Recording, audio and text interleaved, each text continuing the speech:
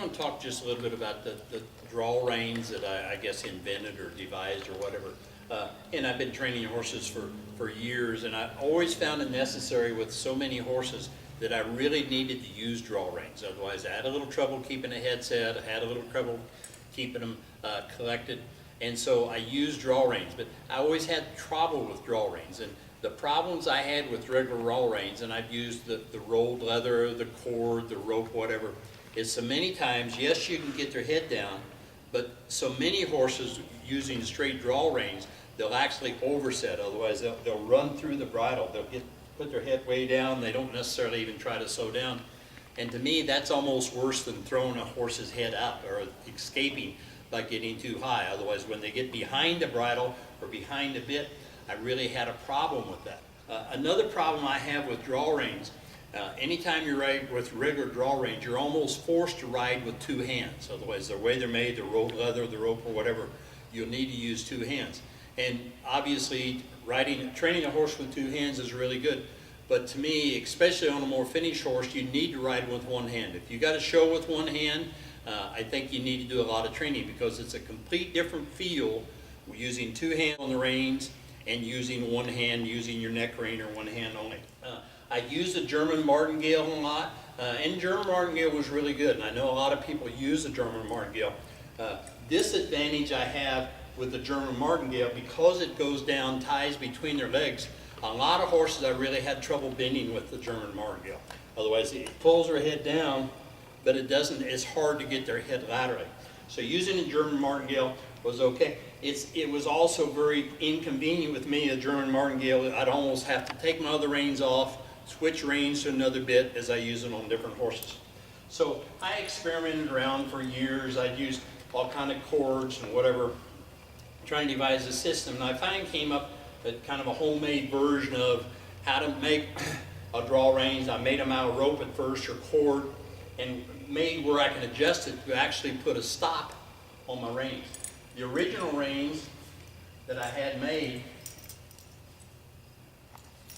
were just the raw reins by themselves. Otherwise, they had the snap where you attached it to your cinch, had the adjustment, then you took another set of reins tied here. And I guess I use them. They seem to work well because I always had an old pair of reins and a tack saw. Maybe something was broke because you really don't need that long a rein. When you're using these draw reins, a 5 or 6 foot rein is really all the rein you need. You certainly don't want a 7 or 8 foot rein or they're going to be dragging the ground. So this was the original version of it, made with the rolled leather, and you just attach your reins, an old set of reins. I know a lot of people use them, just use roping reins or barrel reins on top of them, and that worked. They came up, a lot of people, otherwise when they bought these, they didn't necessarily have another set. So they came up, devised several other schemes. Number one, they came up with a rolled leather rein, okay, with the adjustment, and then they had a heavy-duty harness rein to it. And these reins are a little shorter. They're maybe 6 foot long, but they're really good quality reins. In fact, you want to steal them away and put them on your regular bridle. They're heavy-duty. They're kind of a 5/8 inch rein, but it's really good quality leather. They came up with number one, the rolled leather, and also a type versus rolled leather. They came up with a cord. Okay, it's a hard compressed cord, has the reins attached. When I put them on, normally when I use these reins, I'll just leave my regular reins on. And again, because it might be a horse I'm riding the same bit, several different horses or whatever, I'll just tie them back to the saddle horn or tie them through the swell of my saddle, get them out of the way, reasonably loose. You'll take your draw reins, there's a snap on the end, and I normally fasten it here to the D-ring of my cinch. Some people will actually teach and put the D-ring on your saddle or up here your breast collar ring. Most of the time I find the best position for me is the D-ring of your cinch. And then you take your sliding snap here, attach that to the bit, okay, and you have your rein. Of course, do the same thing on the other side. Attach the D-ring of my saddle, the sliding snap here, and go. The adjustment on these reins And the adjustment's pretty important. And you kind of need to play around, ride a horse for a little bit and see. Normally, like these are adjusted. I normally, if anything, I'd rather have them a little too loose at first than too tight. Otherwise, whereas these are adjusted, you'll see when she sets her head to about there, which is quite a bit of head set, then I have the direct rein. Okay? So I'll leave them here. They also make these reins what they call like an extra large. And the problem you might run into, like this mare, these regular reins are fine. But if I had a big 16 hand or more horse and put these on, a lot of times their neck a lot longer. When if they really pick their head up, it's going to be like a tie down. Otherwise, they're going to hit it. So for a bigger horse, you need to buy the extra large set of rein or put an extension on them so they do happen to throw their head up. They aren't tied down. Okay, and some horses would fight that. The regular set on most of the horses I ride, which are 15 hands or less, I guess normally, these would be about right. I put the reins on.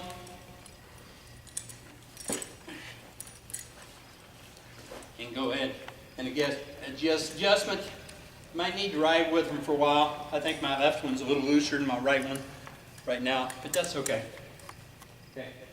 Again, one of the big things I like about these draw reins is when I put them on a horse, I ride just like they're not there. Otherwise, number one, it allows me to ride with one hand a lot more. And you'll see as I'm going around, if I pick up on the reins, especially if she picks her head up, I get a little draw rein effect. But right there, I'm on a direct rein, okay? Which is my ultimate goal. That's the way I've got to show them. And I'd like for these draw reins to be on there and work very similar to a running martingale. Otherwise, the draw reins only affect them when their head is in a poor position, okay? If their head is good, I want my direct rein because that's the way I've got to show them, and that's the way I want my finished product to be. But I like them because I can still do a lot of bending, and the way they're attached, it's easy to bend for a horse. It's easy to go around. Again, the two things I like the most about it, number one, they don't over bridle, and number two, I can ride with one hand, okay? I'm not strapped in having to ride with two hands all the time. Like I say, you can vary the adjustment a little bit, and if anything, I'd like them a little bit long. I think you can use them on a horse at almost any stage of training. I wouldn't necessarily put them on the colt maybe the first month or so you ride them. They're still reasonably green, and they don't necessarily understand setting their head that much. You can also sometimes, if I'm riding a colt, if he tries to buck or something, I want to be able to pick his head up. I don't necessarily want him to set his head so he can buck a little harder that way. But you can use them on a horse at any level of training. You know, after they've been ridden for a couple months, I think you just put the draw reins on, ride like you normally ride. You can go ahead, ride with one hand, even if you want to ride with two hands. I know a lot of people use them. Like I've had a lot of barrel racers that use them. Quite a few people riding cutting horses. I know a lot of people with reining horses and pleasure horses also use them. Quite a few English riders. But I love to ride in them. You can never hurt a horse by using these. Otherwise, there's no bad habits. They will not over bridle unless you have them set way too much. You can ride with one hand. You can ride with two hands. They're very easy to put on and off and very easy to use. Thank you.